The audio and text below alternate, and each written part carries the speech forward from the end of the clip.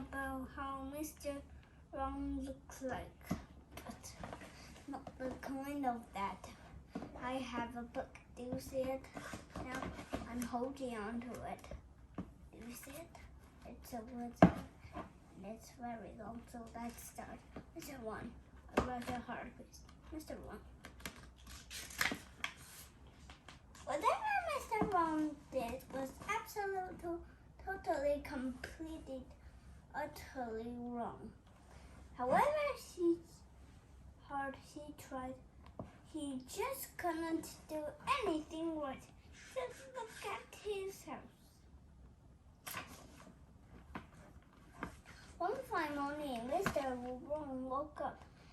He hasn't slept very well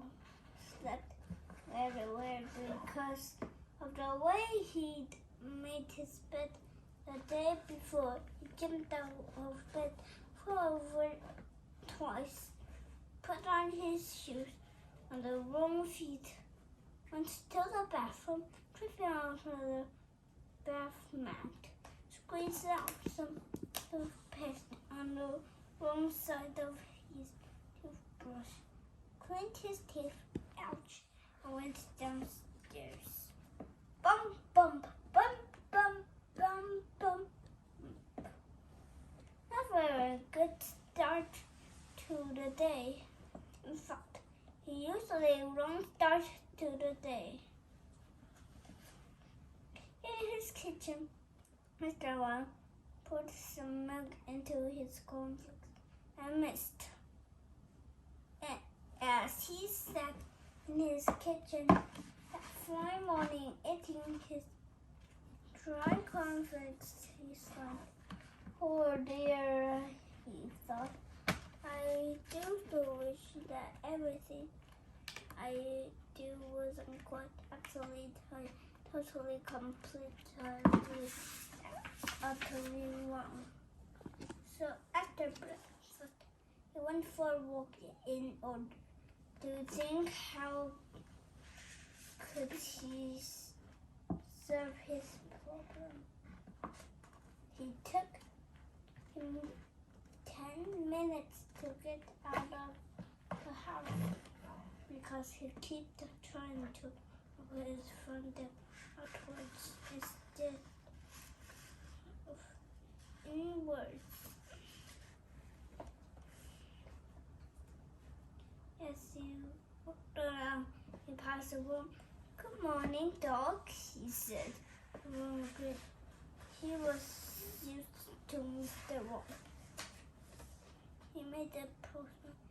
Good morning, Mr. Wrong, called the man cheerfully. Good morning, doctor, replied Mr. Wrong. Oh dear. He met old Mr. Twinkle, who lived down the line.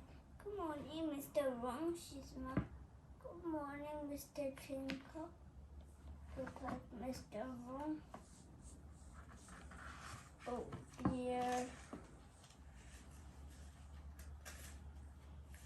And then he met somebody he'd ever met before, somebody who sort of looked like him, but he didn't. Good morning, sir, said that somebody. Good morning, madam, replied Mr. Wrong. I'm Mr. Wrong. Because the person. Oh, I'm Mr. Right. Now, tell me, he went off. Why are you walking along look like miserable? Because, Mr. Wrong, I can't do anything right.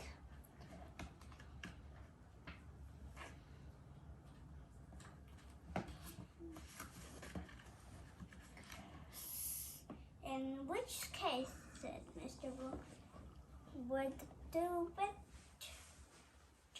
do something about it. Follow me, and off he set, and off set Mr. Wrong in the opposite direction.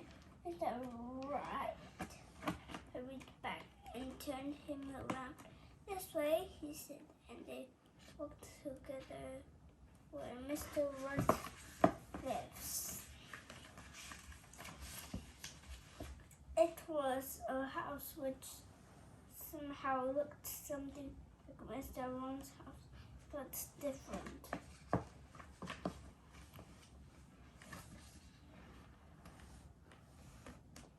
Mr. Right took Mr. Wrong into his living room. I think, he said, that only way to forever going to change is for you can come and live with me for a while. And you may end up being not quite so actually totally, completely, utterly wrong about everything. Sit down, he said, and we'll talk about it. Mr. Wong sat down and missed. Mr. Wong stayed with Mr. Right for a month. And during that time, he changed. After 1 week, he was slightly less wrong than he had been before. After 2 weeks, he was even more slightly less wrong than he had been before. And after a whole 4 weeks, he was changed. Mr. Man, you could tell the difference between him and Mr. Don't you agree? Mr. Right was delighted. Told you, he cried. Told you that everything about you might end up being not so quite absolutely, totally, completely, utterly wrong. In fact, it really turned out all right. Mr. Wong pushed it. It was quite the nicest thing anyone had ever said. And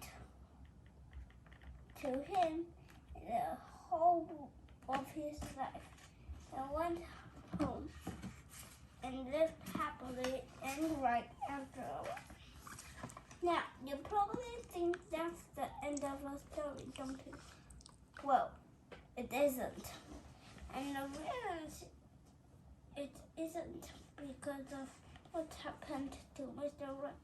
The trouble was, you see, the longer Mr. Wrong had stayed with Mr. Right, and the more right Mr. Wrong became, the more wrong Mr. Right had become. Isn't that extraordinary? Oh dear, Mr. Right said, my plan didn't quite work the way I planned it after all, and went to bed in the bath. The end. Well, like this video, please subscribe and subscribe.